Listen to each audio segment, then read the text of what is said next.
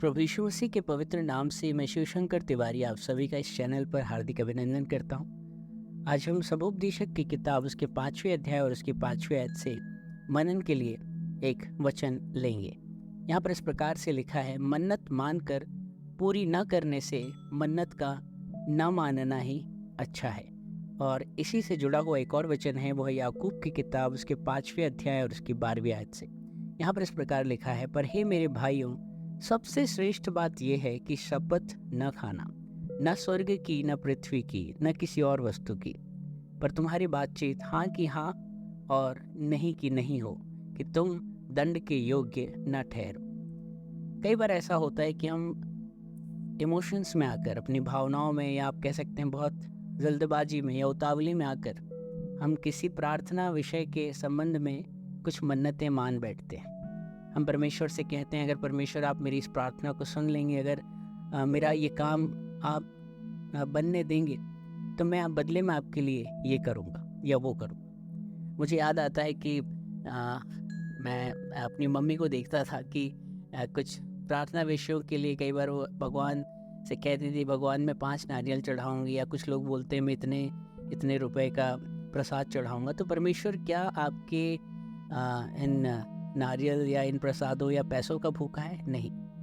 लेकिन अगर आपने परमेश्वर को कोई ज़ुबान दी है, तो फिर आप एक लीगल, आप कह सकते हैं, कॉन्ट्रैक्ट में आप आ जाते हैं। आपने देखा होगा, जब कभी हम कोई एग्रीमेंट बनाते हैं तो उसमें 2 पक्ष होते हैं, बाय और बिटवीन। अगर एक पक्ष ने अपना काम किया लेकिन दूसरे पक्ष ने अपना काम नहीं किया और उस काम को करने से अपना हाथ पीछे खींच लिया, तो कहीं ना कहीं वो कानूनी तौर पर दोषी या गुनहगार ठहरता है। परमेश्वर को ऐसा बिल्कुल भी नहीं है कि आप किसी तरीके का लालच देंगे या आप मन्नत मानेंगे तभी परमेश्वर वो काम करेगा।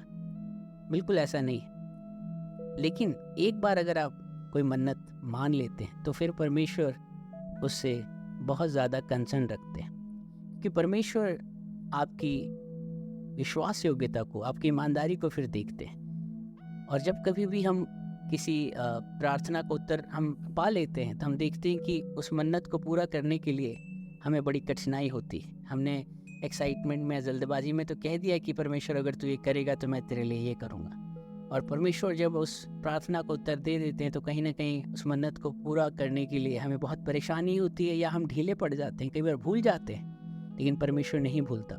आपने कभी लीगल एग्रीमेंट बनवाया होगा, उसमें आपने देखा होगा 2 पक्ष होते हैं, बाय एंड बिटवीन। अगर एक पक्ष ने अपना उत्तरदायित्व निभाया, अपने प्रॉमिस को पूरा किया, लेकिन अगर दूसरा पक्ष इससे अगर चूक जाता है, तो वो कहीं ना कहीं कानूनी तौर पर दोषी या गुनहगार ठहरता है। ठीक इसी प्रकार से आप भी जब कोई मन्नत मानते हैं, पहली बात, अगर आप नहीं भी मानेंगे तो ऐसा नहीं कि परमेश्वर नहीं सुनेंगे, लेकिन अगर आपने एक बार मन्नत मान ली, तो फिर आपको उसे पूरा करने के लिए चाहे कितना ही कष्ट क्यों ना उठाना पड़े, आपको मन्नत माननी है। हम देखते हैं कि जैसे कि जो हन्ना थी, जो अपनी एक संतान के लिए प्रार्थना करती है, गिड़गिड़ा करके, परमेश्वर अगर तू मुझे एक औलाद देगा तो मैं उसे तेरी सेवा के लिए दूंगी, वो तेरा याजक, तेरा नबी ठहरेगा। और हम देखते हैं कि जब हन्ना का जो है बेटा पैदा होता है, तब वो परमेश्वर को धन्यवाद देने के लिए उस मंदिर में जाती है। और जब हम देखते हैं कि शमूएल बड़ा होता है, तो वो उसे परमेश्वर की सेवा के लिए समर्पित करती है। और हम जानते हैं कि शमूएल आगे जाकर कितना बड़ा परमेश्वर का अभिषिक्त दास और एक भविष्यद्वक्ता बनता है।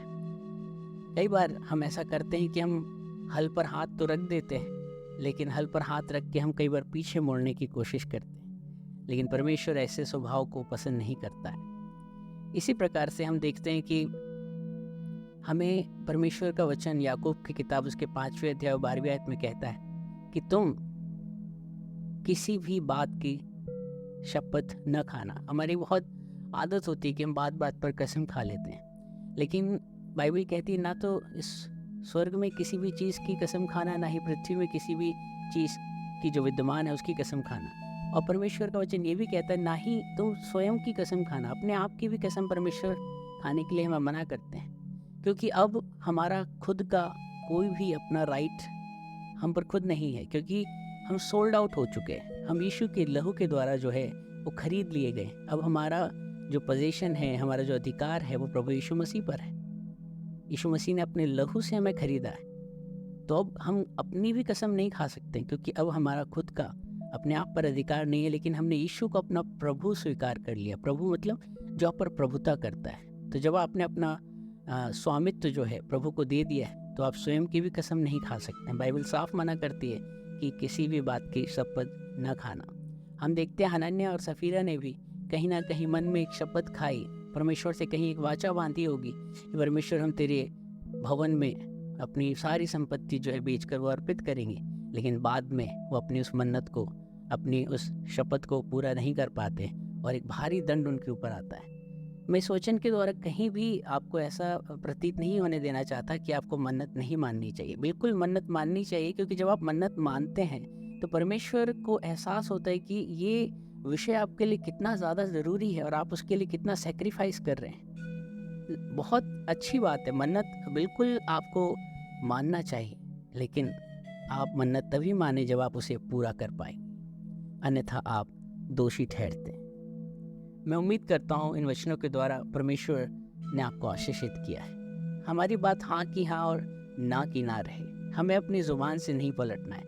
एक बहुत फेमस डायलॉग है, मैं माफ़ी चाहूँगा आपको, मैं मूवी से एग्जांपल दे रहा हूँ, लेकिन सलमान खान की एक मूवी में वो कहता है कि एक बार जो मैंने कमिटमेंट कर दिया तो फिर मैं अपनी आप की भी नहीं सुनता। बिल्कुल हमें भी ऐसा ही करना है। अगर हमने एक बार कमिटमेंट किया है परमेश्वर को, तो फिर हमें उसे हर हाल में पूरा करना है। कई बार ऐसा होता है कि हमारी जब प्रार्थनाएं हैं वो आंसर हो जाती हैं, लेकिन उसके बाद हम भूल जाते हैं कि हमने परमेश्वर से क्या मन्नतें मानी थी। और भजन संहिता में दाऊद कहता है कि मैंने जो मन्नतें यहोवा के लिए मानी हैं, मैं उन्हें पूरा करने से प्रसन्न होता हूँ। तो आज का ये वचन यहीं पर मैं जो है ख़त्म करना चाहता हूँ, लेकिन आपसे एक अनुरोध है कि आप इन वचनों को सिर्फ सुनकर ही ना ठहर जाएं, लेकिन आप इन वचनों को सुने भी, जिससे और भी लोग आशीषित हो सके। और आप अगर इस चैनल पर नए हैं, आप इसे ज़रूर सब्सक्राइब करें, ताकि प्रभु आपको बहुत आशीषित करे इस सेवा के लिए। जय